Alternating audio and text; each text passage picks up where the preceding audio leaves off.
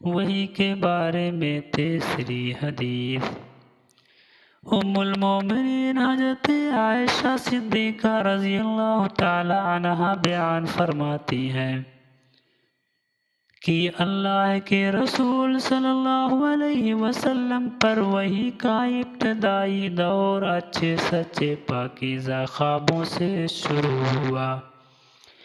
آپ خواب میں جو کچھ دیکھتے وہ صبح کی روشنی کی طرح صحیح اور سچا ثابت ہوتا۔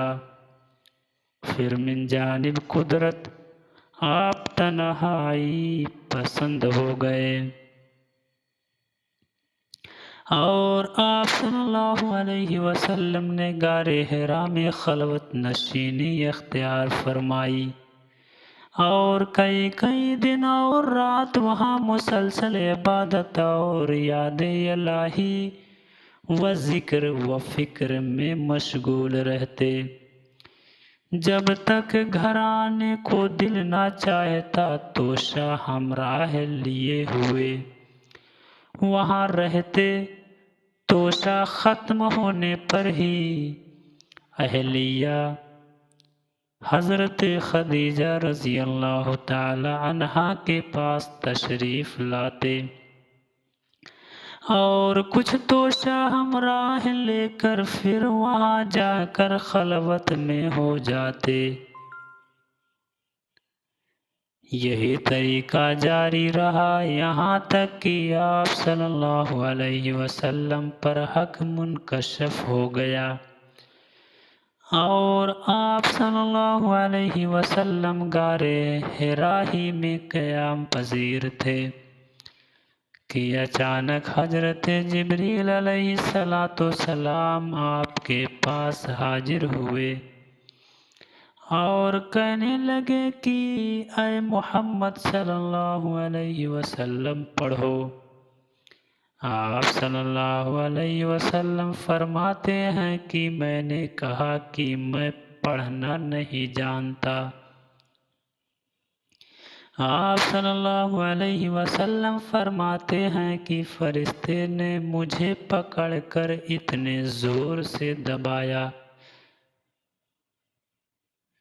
کہ میری طاقت جواب دے گئی، پھر مجھے چھوڑ کر کہا کہ پڑھو۔ آپ صلی اللہ علیہ وسلم فرماتے ہیں کہ میں نے پھر وہی جواب دیا کہ میں پڑھا ہوا نہیں ہوں۔ پھر اس فرشتے نے مجھ کو نہایت ہی زور سے دبایا کہ مجھ کو سخت تکلیف محسوس ہوئی۔ پھر اس نے کہا کہ پڑھو۔ میں نے کہا کہ میں پڑھا ہوا نہیں ہوں۔ فرشتے نے تیسری بار مجھ کو پکڑا اور تیسری مرتبہ پھر مجھ کو زور سے دبایا، پھر مجھ کو چھوڑ دیا اور کہنے لگا کہ پڑھو اپنے رب کے نام سے کہ جس نے انسان کو جمے ہوئے خون کے لوتھڑے سے پیدا کیا۔ پڑھو اور آپ کا رب بہت ہی مہربانیاں کرنے والا ہے۔ پس یہی آیتیں آپ صلی اللہ علیہ وسلم جبریل علیہ السلام سے سن کر اس حال میں غار حرا سے واپس ہوئے کہ آپ صلی اللہ علیہ وسلم کا دل اس انوکھے واقعے سے کانپ رہا تھا۔ آپ حضرت خدیجہ رضی اللہ تعالی عنہا کے یہاں تشریف لائے اور فرمایا کہ مجھے کمبل اڑھا دو، مجھے کمبل اڑھا دو۔ جب آپ کا ڈر جاتا رہا تو آپ صلی اللہ علیہ وسلم نے اپنی بیوی حضرت خدیجہ رضی اللہ تعالی عنہا کو تفصیل کے ساتھ یہ واقعہ سنایا اور فرمانے لگے کہ مجھ کو اب اپنی جان کا خوف ہو گیا ہے۔ آپ کی اہلیہ حضرت خدیجہ رضی اللہ تعالیٰ عنہا نے آپ کی ہمت بڑھائی اور کہا کہ آپ کا خیال صحیح نہیں ہے، خدا کی قسم اللہ آپ کو کبھی رسوا نہیں کرے گا، آپ تو اخلاق فاضلہ کے مالک ہیں، آپ تو کنبہ پرور ہیں، بے کسوں کا بوجھ اپنے سر پر رکھ لیتے ہیں، مفلسوں کے لیے آپ کماتے ہیں، مہمان نوازی میں آپ بے مثال ہیں، اور مشکل وقت میں آپ امر حق کا ساتھ دیتے ہیں۔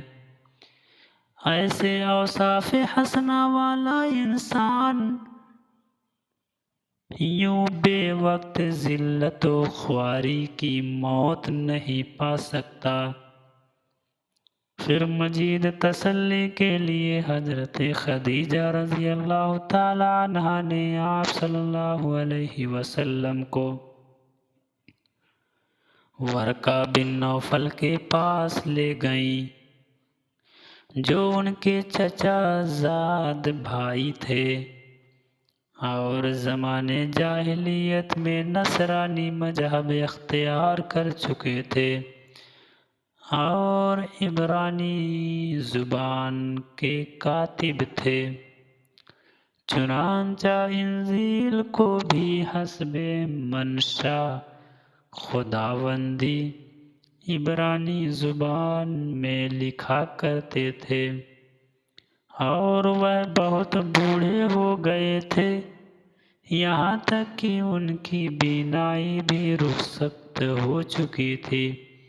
حضرت خدیجہ رضی اللہ تعالیٰ عنہا نے ان کے سامنے آپ کے حالات بیان کیے اور کہا کہ اے چچا زاد بھائی، اپنے بھتیجے محمد صلی اللہ علیہ وسلم کی زبانی ذرا ان کی کیفیت سن لیجئے۔ وہ بولے کہ بھتیجے، آپ نے جو کچھ دیکھا ہے اسے تفصیل سے سناؤ۔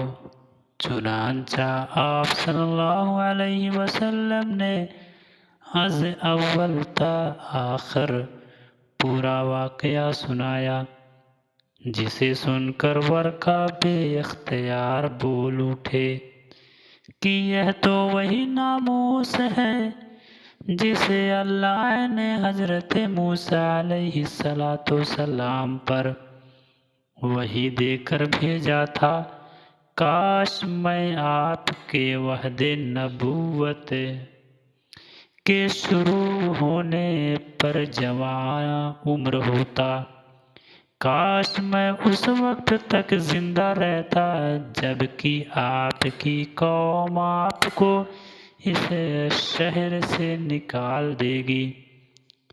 رسول اللہ صلی اللہ علیہ وسلم نے یہ سن کر تعجب سے پوچھا کہ کیا وہ لوگ مجھ کو نکال دیں گے، حالانکہ میں تو ان میں صادق و امین و مقبول ہوں۔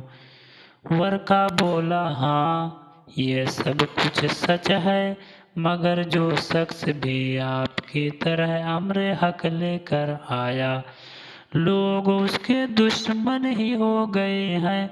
اگر مجھے آپ کی نبوت کا وہ زمانہ مل جائے تو میں آپ کی پوری مدد کروں گا۔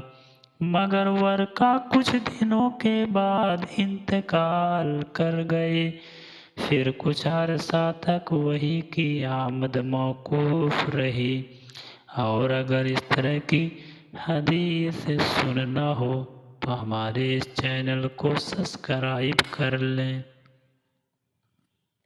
دنوں کے بعد انتقال کر گئے، پھر کچھ عرصہ تک وحی کی آمد و رفت بند رہی۔